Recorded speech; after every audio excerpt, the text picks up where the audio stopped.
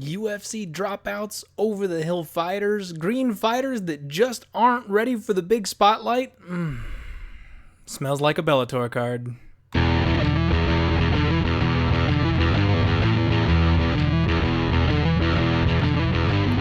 Woo! Ladies and gentlemen, welcome back to the Die Hard MMA podcast. I'm your host, as always, Clint McLean. For the first time in the podcast history, we are going to be breaking down a Bellator card. That's right. Die Hard MMA podcast goes to Bellator. Now, it's going to be a bit of a shorter episode this week. I'm going to let you know right out the gate simply because there's only lines out for the main card. So we're going to be very selective since we're not as familiar with these fighters in the first place. And in the second place, it's going to be a short card because there's no preliminary events for us to bet on. So let's get on right into it. What's up, everybody? How you doing? First off, I'm going to give you a little disclaimer. While recording this, I am watching the Bruins versus the Blues, the Stanley Cup final. That's right, I'm a hockey guy. So every once in a while, I might shout or say something weird, and I'll apologize afterward. But that's why. I've got it up on the TV. I can't be missing it and watching it later. I got to have it as it happens. Before we get into the card, I watched the presser for the UFC's big title fight in the lightweight division, Khabib Nurmagomedov taking on Dustin the Diamond Porier. And I cannot wait for that card. That is going to be incredible. Just that one fight alone is just going to be something spectacular. Unifying the belts in the lightweight division is something that needed to happen for a long time. And in my opinion, there's still that little piece of Tony Ferguson sitting out there who's the rightful champion at 155. So I'm still not going to be happy. But this is at least a step in the right direction. And it's going to be just a tremendous fight. I'm very much looking forward to breaking that one down on the show when it gets a little bit closer. But the biggest thing I wanted to chat about here was Conor freaking McGregor. Khabib was asked about the rematch with Conor, and I could not have been happier with his answer. He said that he definitively defeated Conor McGregor, and he made him beg for his life. And there is no point in doing a rematch with Conor McGregor, and that felt so good. The UFC's 155-pound division, top to bottom, is the most stacked division in MMA history. It is the most legitimate division. Any guy in the top 10 on their best night could potentially be the champion. It is that stacked. And Conor McGregor has been ruling over 155 without fighting for the last couple of years. And honestly, I'm sick of it. I'm sick of hearing him pitch his stupid proper whiskey. I'm sick of him live tweeting every single match and talking down to everybody and pretending like he is somehow still the champion of that division. He hasn't had a legitimate win in years. He got choked out by Khabib and completely dominated in that fight. And if you come back at me in the comments and tell me he didn't get dominated, take your Conor goggles off and go back and watch the fight. It was Khabib from start to finish. I'm sorry. He's a great fighter. I'm a huge fan of his, and I do want to see him fight again, but I'm sick of this sideline chirping bullshit. He needs to get in there, take a fight with Tony Ferguson, or take a fight with Justin Gaethje, and knock somebody out. Earn that rematch. If they give him the rematch without him getting in there again, I'm going to be very disappointed, especially if he cuts in front of a guy like Tony Ferguson, who has done everything and more than anyone should ever have to earn a title shot. In fact, he's earned not one, not two, but 3 title shots, if you count the interim ones. And he even turned one down because he didn't want to fight for another interim strap. He's already the interim belt holder. He doesn't need to get another interim belt. He needs a real belt. So I was just super excited about that. Khabib came right out and said in order to be the greatest fighter of all time, he needs to beat Dustin Porier, he needs to beat Tony Ferguson, and then he wants to fight GSP. And I love that game plan because if he beats Dustin Porier and his next sights are set on Tony, we need Tony versus Khabib. I'm so hyped for that fight. They've tried to put it together 5 freaking times and it's fallen apart every single time. Champion Khabib versus interim champion Tony, like it's bigger. Like, even after all the failures and all the times they should have put this thing together, it's bigger this time because of what these two guys have done. That fight must happen. Now, obviously, I want Tony to have the next title shot regardless of what happens. If DP happens to dethrone Khabib, then I still want Tony versus Dustin Poirier over Tony versus Khabib, but that fight will happen eventually. Anyway, I was just super hyped about that answer. Let me know in the comments below. Hit me up and let me know what you think. Are you a Conor fanboy? Do you want him to get the immediate rematch even though he hasn't done anything to deserve or earn it? Do you agree with me? If you don't agree with me, who do you think should get the next shot at 155? Let me know. Now, the reason I'm not doing a full-on recap of UFC 238 is because I actually did a full-on recap of UFC 238. So I'm going to go over briefly what happened for those of you who didn't listen to that one. I go in a lot of depth the last episode of the podcast. I actually went over all the bets. I talked about a lot of situations that happened in the fights, some futures for those fighters. It was a really fun recap. So I suggest, jump in the archives there and go listen to the podcast that dropped just a couple of days ago where I go over the full fight card. But basically, when it comes to the podcast picks, we squeaked out a win for UFC 238. We went 4-5 for plus 0.6 units profit. Now, I want to let you know, the one thing that I must let you know is that does not tell you the full story.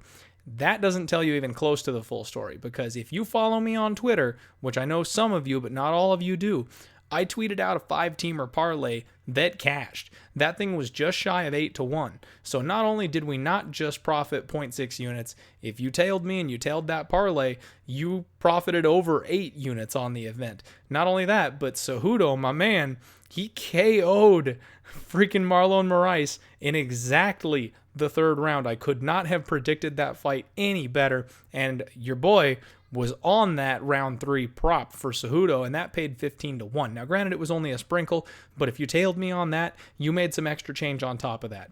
Full disclosure, I'm never going to hide anything from you all. I'm never going to do anything underhanded and sneaky. The record will stand at 4-5 and plus 0.6 units profit for UFC 238, because that's all I gave out on the podcast. I just want you all to know that following me on Twitter has a ton of extra value, and it does not tell the whole story. I had a much larger winning night because of everything else that I did, that I tweeted out, than the podcast record is going to show. But I'm not going to pat myself on the back too hard, and I'm not going to give myself those extra units on the podcast record because I didn't give those plays out on the podcast. I want everything to be transparent. I want everything to be honest, and I don't want people accusing me of padding my record or anything like that.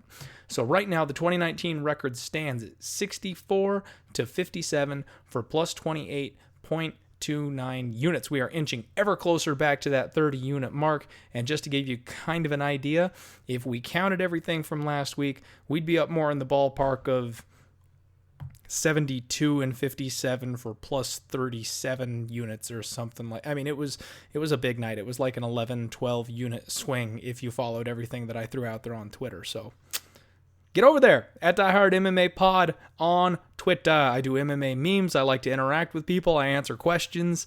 I give parlays. It's a good time. Come hang out. So on to Bellator 222. First off, I just want to make a comment here that I actually really love watching Bellator.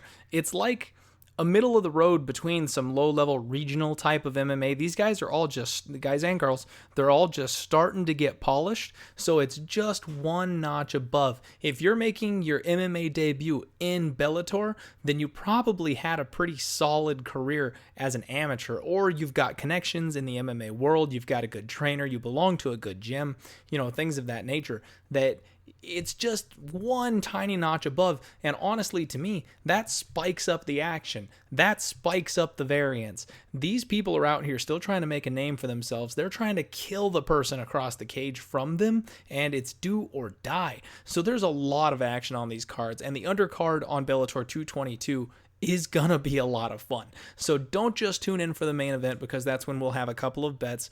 Go support Bellator. They are the big number 2 player in the scene. And as much as I want to hate on them and talk a little bit of trash, it's all in good fun. I actually really like Bellator, and I like a lot of the fighters that are, in Bellator, actually. They're a ton of fun. So the first fight of the night that we've got lines for is Ricky Bandejas, 11-2, facing Patrick Mix, who is 11-0. Patrick Mix is making his Bellator MMA debut, and he's facing a fellow up-and-comer in Ricky Bandejas, and this is going to be a barn burner. From what I understand, Patrick is actually the champion of one of those more well-known regional scenes, KOTC, and he has some slick stats here. He's got a 70% finish rate. He's finished 7 of his 10 pro MMA fights. He's only gone to decision 3 times. He is 10-0 undefeated. He's gonna be something to look out for coming into his Bellator debut. And he's facing Ricky Bandejas, who is 11-2, who was in a very similar situation just not too long ago. One of the things that I do want to point out here, though, is that Ricky Bandejas is 27 years old versus Patrick's 25. Now, it's only a 2-year difference, but Ricky has a much larger amateur career. He had 8 amateur fights, and he only lost one of them to Shane freaking Burgos, and we know all about Shane Burgos. So if you want to look at their records, Ricky Bandejas actually has a lot more experience. So then he dropped 2 pro fights, and this is his 3rd Bellator appearance. Now, the first fight that he had in Bellator was against James Gallagher, Conor McGregor Jr., the kid that runs his mouth, and then took a step up in competition and got dusted in the first round. Yep, Ricky Bandejas is the one that did that and shut him up for about 15 seconds, so thank you. We all owe a debt of gratitude to Ricky. Don't get me wrong, I know I've been talking a lot of shit on Conor McGregor and his teammates and things like that lately. I enjoy them, they're fun, but I don't like people who run their mouth and then can't back it up. It's one of those things where if you run your mouth and you come out and you do the things that you say that you're gonna do, that's great. But when you run your mouth and you get dusted, or you stand no chance and you're talking about how your level's above other people and stuff like that, it's like, oh boy, like take it down a notch. I like some spirited trash talk, but I don't know, some of these, there are 2 different categories. Everyone who talks trash, everyone says they're trying to be Conor McGregor. That's not true. Tons of people talk trash way before Conor McGregor, but there are people who are trying to emulate Conor McGregor, and you can pick them out. James Gallagher is one of those guys who's walking in the footsteps of Conor McGregor. His trash talk sounds a lot like Conor McGregor's trash talk, and that's where it gets annoying, that it's like, pump your brakes, kid. You're a hot prospect. I want to see where you go, but you're not there yet. So shut up just a little bit. You can talk trash, but don't take it too far. You can't cross that line. Anyway, back to the fight. Rant over. Ricky Bandejas won his Bellator debut, head kicking punches, round 1. Really impressive. Well, we're not sure where Gallagher is at yet, but I'm actually relatively impressed with Ricky Bandejas as a fighter in general. So he drops his second fight in Bellator. However, it was a full 3-round decision against Juan Archuleta. Now, Juan Archuleta is actually another really good fighter. He's 31 years old. He's coming into his own as a pro fighter, and he's 22-1. He's really on. He's out there making a name for himself. This kid is impressive. So losing via spirited 3-round decision to this guy, even though it was a unanimous decision, the fact that he didn't get finished, the fact that he didn't get completely dusted or outclassed, I mean, Ricky Bandejas has got some serious decently high level experience as far as the opponents that he's faced. So I think that he is rightfully the favorite in this situation. Now, 5 Dimes has most of these lines out right now, or the lines that we're going to use this time, because not all of the places have their lines out at this point, so we're just going to stick to 5 Dimes. You can get Ricky Bandejas right now at -140, and I think that's accurate. Watching tape on these guys, Patrick Mix is a young up-and-comer, and I will be looking very much forward to him. He relies heavily on his athleticism, and his last fight in particular wasn't something I was overly impressed with. He got his opponent in a mounted crucifix, and he was just kind of patty caking him. It reminded me kind of like Roy Nelson, what he used to do when he didn't really want to damage his opponents. So he would just kind of slap their heads until the ref stopped it, like, hey, I could bust this guy up, but I'm being nice and I'm not going to, type of thing. Except Patrick Mix was throwing elbows, and the guy put his thumb up like, I'm fine, this isn't even bothering me. So it was, I don't know. I just think this is first loss time. I think Patrick Mix, shout out to my guys over there at what's the name of their podcast? I'm on a full roll here, and I totally blanked on one of my favorite podcasts, Half the Battle. Shout out to my boys at Half the Battle. It's first L time. That's something that they say on a regular basis. This kid's undefeated. He's taken a big step up in competition, and I think the lights are just going to be a little too bright for him when he gets there. Ricky Bandejas is a proven commodity at this point, and he's got a lot more experience, a lot higher level experience. Now, could Mix come out and starch him because he's that athletic and just catch him? Yeah, he probably could. But I think this thing's probably going to go 3 rounds, and I think Bandejas is going to control the fight for the majority of it. So our first official pick for Bellator ever on the show is Ricky Bandejas at minus 140. We are going to lay the wood, and we are going to fade the new kid. Let's go. Next up, we've got Eduardo Dantes, 21-6 versus Juan Archuleta. And if you recall, we spoke about Juan Archuleta just a minute ago. He is 22-1, and he is responsible for one of 2 Ricky Bandejas' only losses.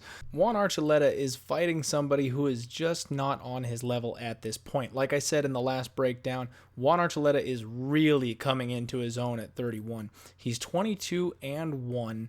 And he's just a decision machine. He's got a 50% decision rate. He's kind of a can crusher. He also comes from KOTC, and he is one of these guys who, when he faces somebody who is not on his level, he will put them away. Now, he's also wily enough, though, to take out very competent opponents, and he wears them down and wins over the 3-round decisions. So I'm really high on this guy.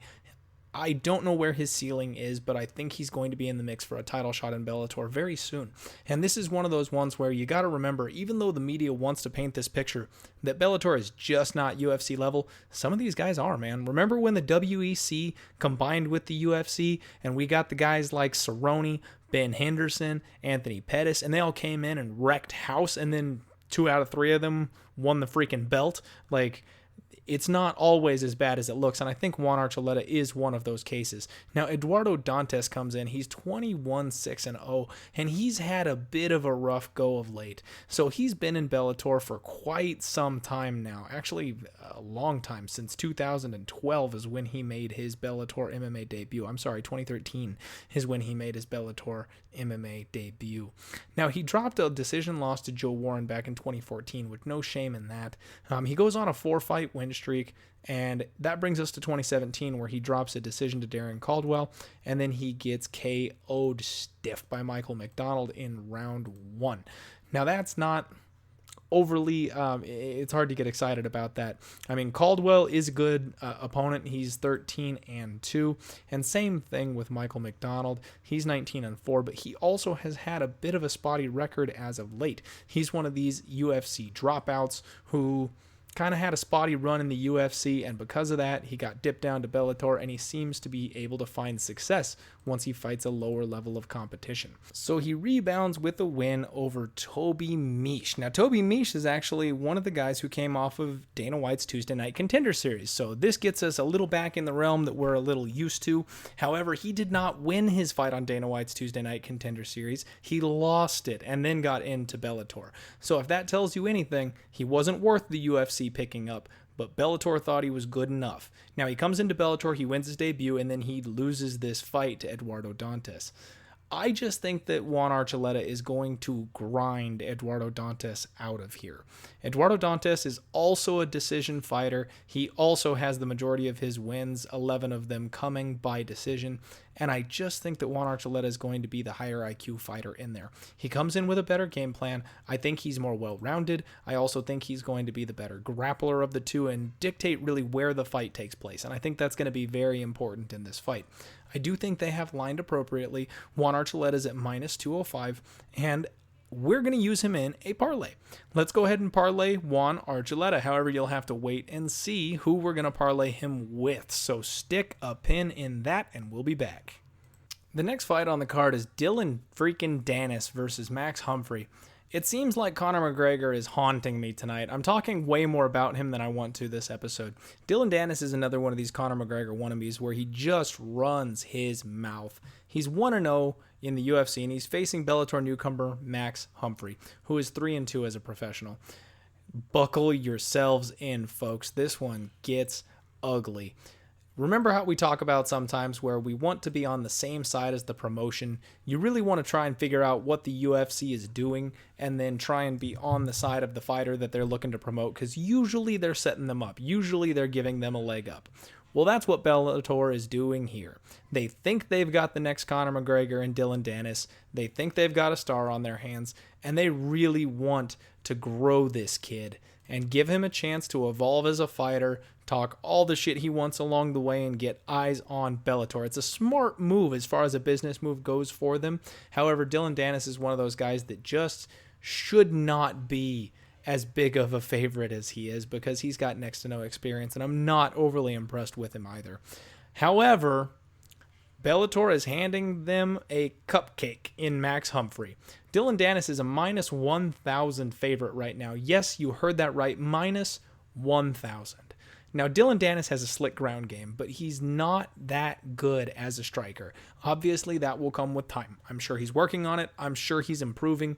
He's a decent athlete, so I'm sure he will get there. But as of right now, he's one of those guys that runs his mouth way too much, especially on Twitter, calling out people that are way above his level that would smash him if the fight ever happened. But he's getting these 3-2 kind of bums. Now, Max Humphrey is the bum kind of bum. The dude is 3-2 as a professional, but get this. His amateur career before he turned professional, he's 1-4. So this kid goes out there and decides, I want to be a cage fighter, right? Okay, I thought that once too. Props to you. He gave it a go. He goes 1-4. His first 2 amateur losses didn't derail him, and he gets a win. Okay, congratulations to you. But then he drops 2 more fights on the amateur scene. And he goes, you know what? I'm ready. I'm a pro fighter now. What the hell, dude?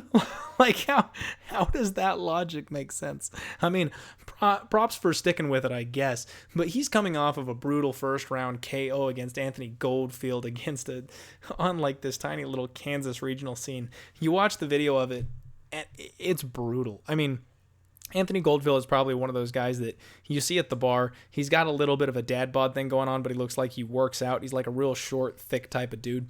So he's no joke. He'd take your head off in a bar, and you'd be like, what was the number of that truck? But he also is not the kind of guy that young up-and-coming prospects should be losing to. He's only 3-1 himself, and he looks like he's 40. He's only 28, but he looks like he's 40. So anyway, Max is coming off of this brutal, vicious KO. And in the fight before the KO loss, he did end up winning it. But dear God, he literally loses his balance and not like, oh man, I slipped like everyone slips in MMA because you're fighting in a cage. No, he like falls on his ass and decides, I'm just going to pull the other guy down with me. And it wasn't pulling guard. It wasn't a strategy. It was very floppy, flimsy. And you could have just landed and like rolled out and ran away. But instead he thought, I'm just going to hang on to this guy and bring him with me. And ends up just awful. Ends up in a bad position on his back. And I'm sorry, that wasn't his last fight. That was the fight before that against Zach Long. And he ends up getting subbed because of it. So just, this kid is not coordinated. He's not a good fighter. He's not good on the ground. He's not good standing. Dylan Dennis is going to eat his lunch, and we can't touch it at minus 1,000. He wasn't minus 1,000 yesterday when I looked at the lines. I think he was like minus 850 or something like that, and I thought that was too high. But, I mean, it's one of those spots. It's almost like that Angela Hill spot a couple of weeks ago where, yes, the line is way too high. She should never be that big of a favorite over anybody. Dylan Dennis should never be a minus 1,000 favorite over anybody. But they are giving him the perfect cupcake. Dylan Dennis will submit this kid in the first round. There's nothing we can do about it. If you find a prop bet that's Dylan Dennis by submission that's halfway any decent, I would consider throwing some change at it. This is going to be a one-sided ass beating, and Bellator is going to try to put the spotlight on their boy Dennis. The next fight really connects with everything that we've been talking about. All these guys seem to have mixed it up with each other. Darren Caldwell, 13-2, is fighting Kyoji Horiguchi, who is 27-2. And this is another fun one. Darren Caldwell has a win over Eduardo Dantes, who we were just talking about a couple fights ago in the Juan Archuleta matchup. So all these guys are really intertangled. Now, Darren Caldwell is one of those fighters. I want to point out he is 13-2. He dropped a submission loss to Joe Tamalgio. He got submitted in round 3, but you know what? He got that one back. And I personally tend to draw a line through it. When a fighter loses to another fighter and then they rematch immediately and they get the win, I kind of draw a line through the loss in my head. To me, that signifies that the first fight, either the first fight was accurate, but you're the more improved fighter since, or the first fight shouldn't have had that outcome. And more often than not, the fighter who wins the second fight is probably the better fighter and probably should have won the first one as well. So it's kind of a break even. I'm not really going to count that one against him, but he did lose to Kyoji Horiguchi. So what we know about Darren Caldwell so far is that he has one loss that he avenged. He's 1-0 in his rematches, and this is a rematch where he once again got subbed in the third round. So if history tells us anything, he's going to win. So Kyoji Horiguchi is 27-2. And woof, this dude has got a record.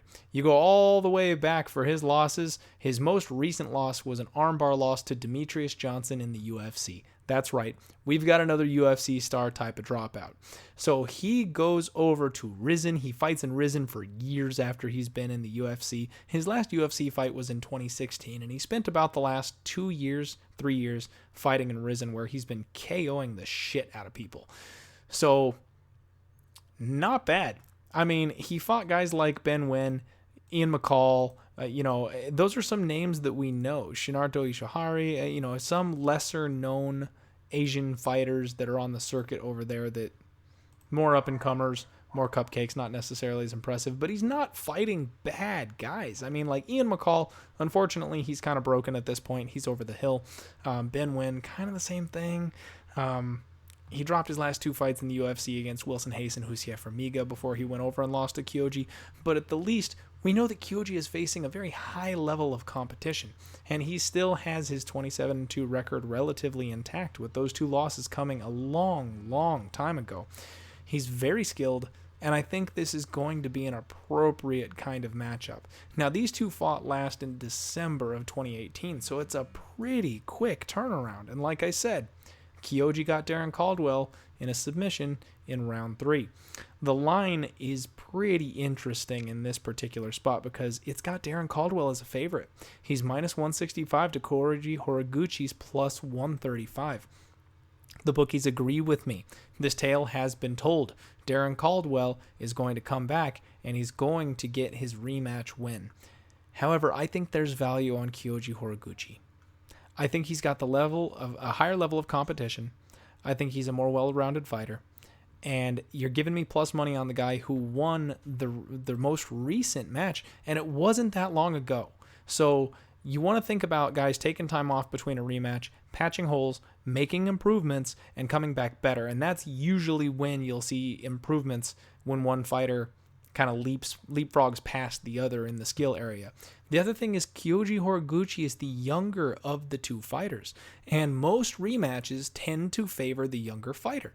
And because of that, I feel like he's going to get this rematch, and we're getting a dog line on him. It's a close fight, but I think the value has got to be on Kyoji Horiguchi. The real problem that I have with this fight, and the reason that I'm going to lay off it and take a pass, that's right, the dreaded P word, we're going to pass on this fight, is because the initial fight was over in Rizin. They fight in a boxing ring as opposed to a cage. So there were lots of times where Caldwell actually had Horiguchi pinned up against well, I guess not really pinned, but he had him through the ropes. There are lots of awkward transitions and situations where the ref had to step in and stop and readjust, and the ref and the guys outside the cage are like holding the boxing ropes to try and let these guys not fall through and fall out of the ring. I mean, it was a real messy, scrambly type of situation, and I gotta wonder if the cage doesn't play a big factor here. Darren Caldwell looks to be the better wrestler in this particular matchup, and I think he's going to have a better time holding someone like Horiguchi down.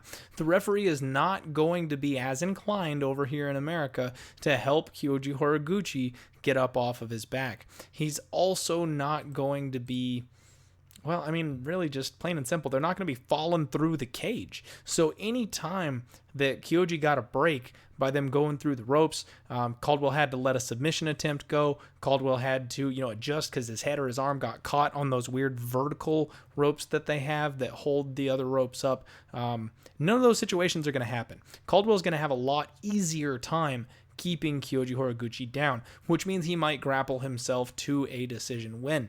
I don't like it. My gut says I want to play Kyoji Horiguchi, but plus 135 just is not enough in this case because the difference in scenery may have a giant factor on this fight. So I'm going to pass on this fight. That brings us to the co-main event already. Lyoto the Dragon Machida, 25-8, facing Chael Sonnen, 31-16-1. What a fight. I mean, this is one, you talk about, the old over-the-hill type of fighters. This one's fun, man. I mean, I'll be honest, I've got a soft spot in my heart for Chael. He is one of those guys that never shuts up. And no, he doesn't back all of his trash talk up, but that's kind of his gimmick.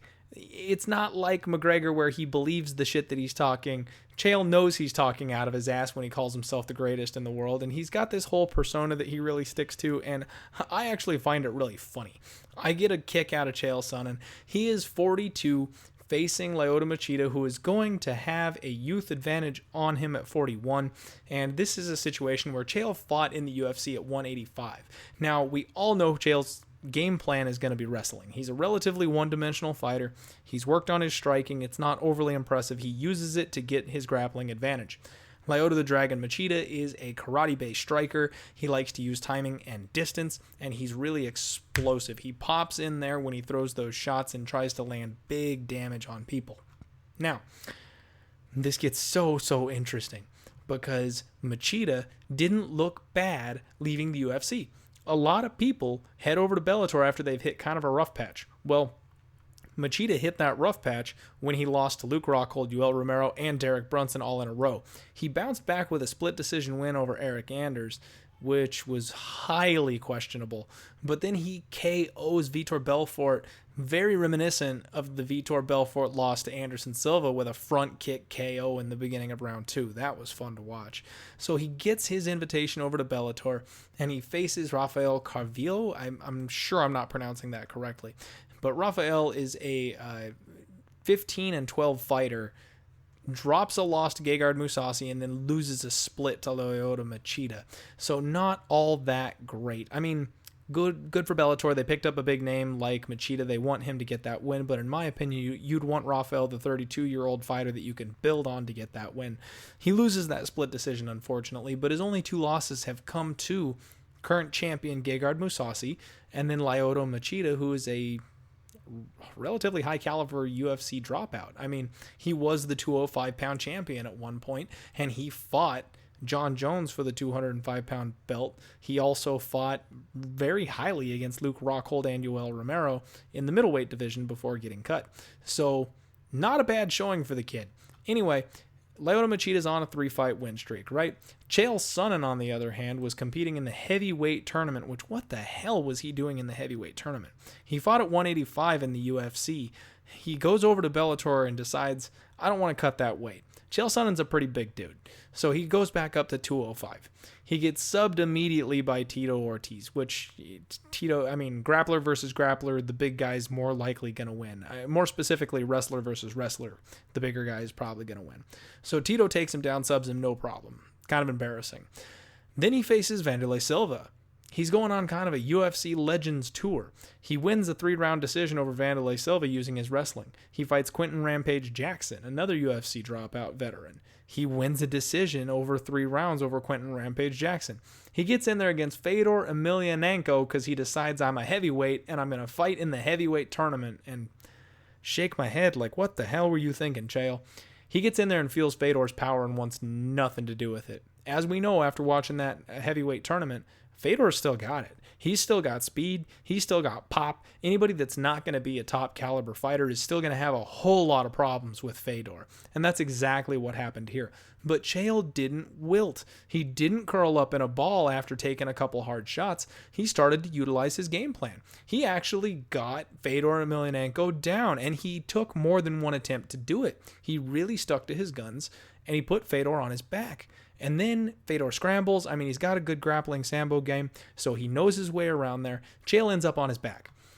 Maybe one of the dumbest decisions in all of MMA history. Chael tries to do like this flying back take where you throw a hook in and then roll over forward with your opponent and take the back. I think he's going to try and sink in a rear naked choke or something like that. Completely botches it.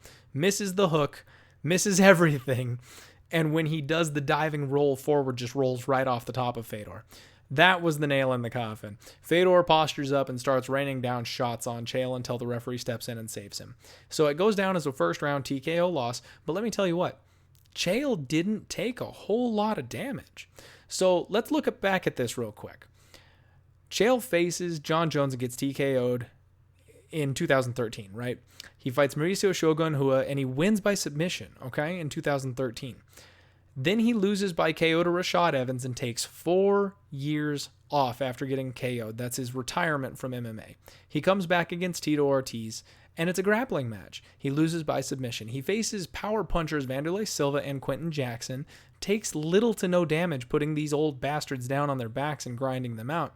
And then he takes a little bit of damage against Fedor, but he finds the will to walk through it. And then he doesn't get disconnected from his lights. Fedor is basically pounding on the outside of his hands and forearms. And Chael decides, you know what? I'm older. I'm trying to make some money. I'm here for the paycheck and the entertainment. I'm not going to take any damage at this stage in my career. And honestly, I think this is a very smart decision from a personal standpoint for Chael. He knows at this point that his goose is cooked. And if he gets up and tries to continue the fight, he's going to take a big shot. So he throws in the towel. He covers up. He covers his head from all angles. And Fedor just decides to oblige by pounding on his forearms. Chael doesn't take any of those shots to the face. I watched the fight again when I was doing tape study for Bellator 222. He doesn't take any of those shots on the ground. So he gets, quote unquote, air quotes, I'm doing them as I'm saying this, TKO'd by Fedor. But he didn't take any damage. Machida, on the other hand, was in a 3-round war with Carvello, and he got busted up. Now, he took a little bit of damage from Eric Anders, not a ton, because Eric had a hard time getting to him, and he didn't take hardly any damage against Vitor Belfort. But before that, he got KO'd stiff by both Derek Brunson and Yoel Romero. Now, you think about the caliber of the people you're getting knocked out by, and that was in 2017 and 2015, respectively. So, yes, he's had time to recover, but in the fight against Rafael, he didn't look all that great, and he got touched up bad. He showed signs of damage. He showed signs of slowing down. When you cap these two fighters, there's one more aspect that I take a real close look at. So, first and foremost, they're similar in age, right? They have completely, drastically different games. Lyoto wants to stand and trade, whereas Chael wants to get it to the ground as soon as possible. In my opinion, Lyoto has taken far more damage more recently than Chael Sonnen has. Chael Sonnen also, in my opinion, has more impressive victories as of late. And even though his last fight wasn't good, it was against a legend who, honestly, I'll bet you Fedor KOs Lyoto Machida if they fought. I know I'm building up here, and you guys can kind of see the writing on the wall where I'm going with this. But I think Chael Sonnen is the more cerebral fighter of the two. If any one of these guys is going to learn a new trick when he's 40 years old and implement it in his game, it's Chael. He's an analyst. He's got a podcast. He hangs out with, what's his name? Long nose. Ariel Helwani. He hangs out with Ariel Helwani and he does the show with him all the time. All they do is watch tape. They talk strategy. They talk about the things that you're going to implement and use. Machida's game hasn't evolved since he won the belt at 205. He is still the same exact striker that we saw face Shogun for the 205-pound belt. And I just don't see it changing. Chael knows exactly what Lyoto Machida is going to come in and try to do to him. He's going to see the same exact timings that he has always seen when he throws the strikes. The distance hasn't changed. Nothing Lyoto does is different. I think this line is insane. I don't know what they're doing. Lyoto Machida is minus 350 and Chael Sonnen is plus 260 on the comeback. I'm going to roll the dice with my boy Chael here. I love this pick. I think this is going to be a close, gritty fight, and it may even come down to a split decision. I don't know if Lyoto Machida has enough pop to KO Chael at this stage of his career. Like I said, Chael's actually got a decent chin on him still, and he doesn't shy away from taking a couple of shots. Now, Machida does still have some knockout power, but if that is waned ever so slightly, or if Chael's just ready for him, I don't know if he lands that KO punch like he used to in the UFC. And if anybody's going to finish this fight, it will be Machida. Let's be real about that for just a second. But if Machida can't land that KO fight and Chael does manage to get him down in the first round, how much of a gas tank does 41-year-old Machida have? Chael can wrestle all day. Chael can grind out a 3-round grappling contest, no problem. Can Machida defend himself for a round or a round and a half and then get up and be active enough to win a decision? I don't know if he can. He stands back and he doesn't engage a whole lot, and then he explodes for a couple of real quick shots. I don't know, unless he lands some huge damage, that would be enough to sway the judges. If he lunges in and Chael parries or defends or slips out of there, gets a takedown, whatever you want, and he doesn't land hard, Machida's just not going to score that many points on the judges' scorecard. Chael could win handily in this spot.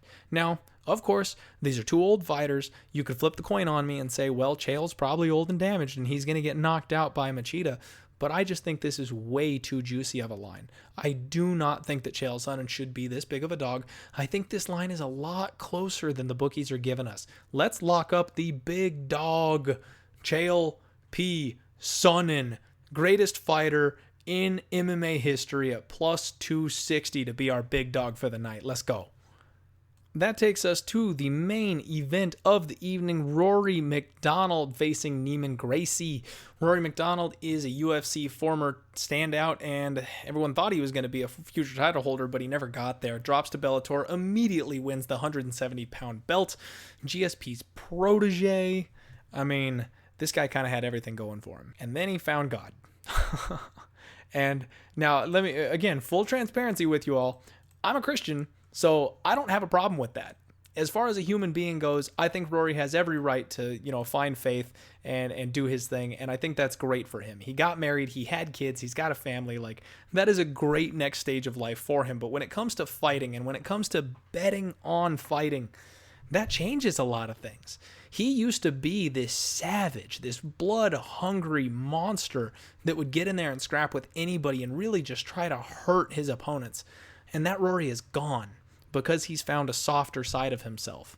And while I think that's okay, I faded him hard in his last fight against John Fitch. John Fitch was a plus 300 underdog, and they botched that line. I stand true. I stand by this, that I think Bellator fudged the cards here. They called that fight a draw, and John Fitch clearly won that fight. They let Rory squeak on by since it was a draw, and he's the current champion at 170 pounds. They're running this little tournament.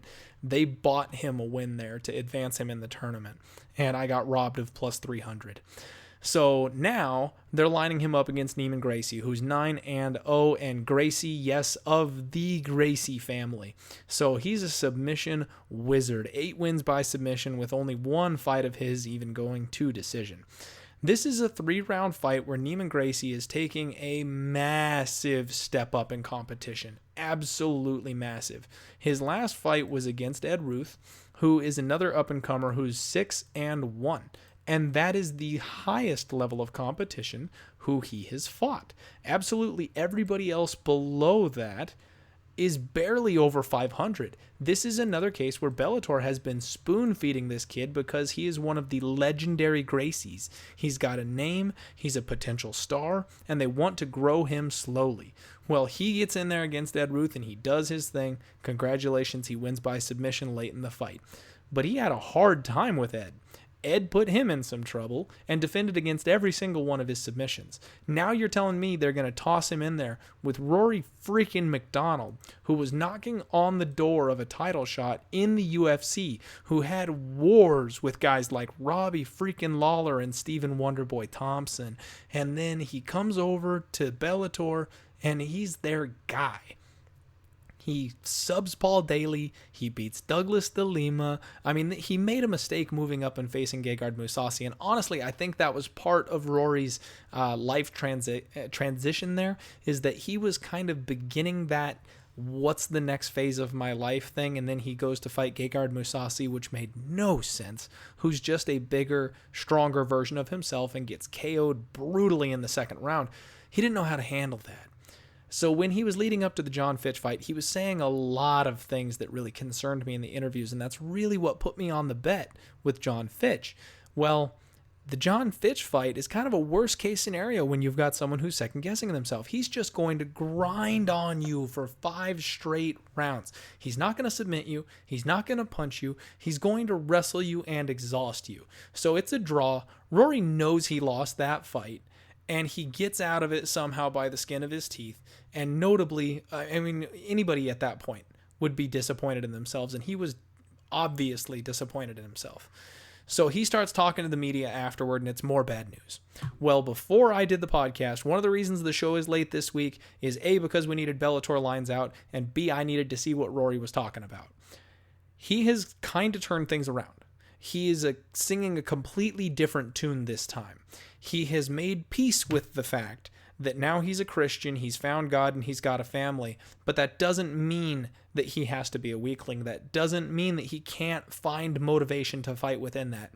And I really think we're going to see a redoubled effort here with Rory MacDonald. I came into this episode fully planning on fading Rory MacDonald.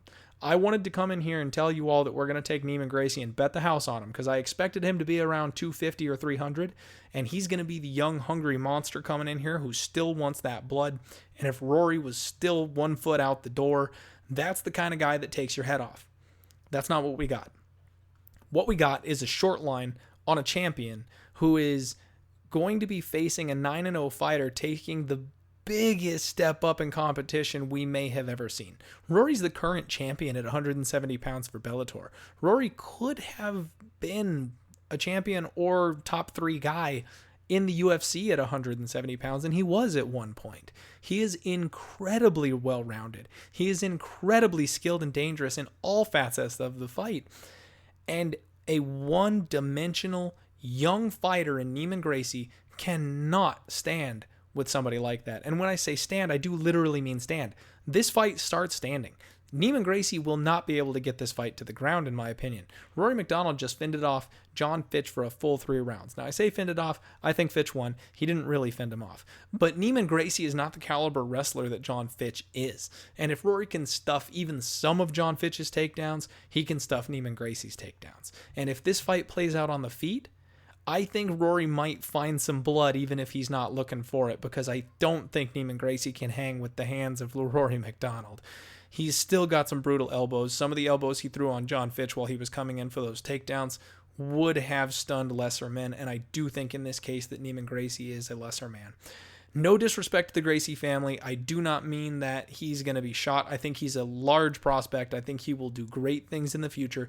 This is too much of a step up too soon. Once again, this is first L time, and we are getting a beautiful short line on the champion, Rory MacDonald, because of the hype train on Gracie and because of how bad Rory looked in his last fight. We are going to close our parlay with the champion, Rory MacDonald.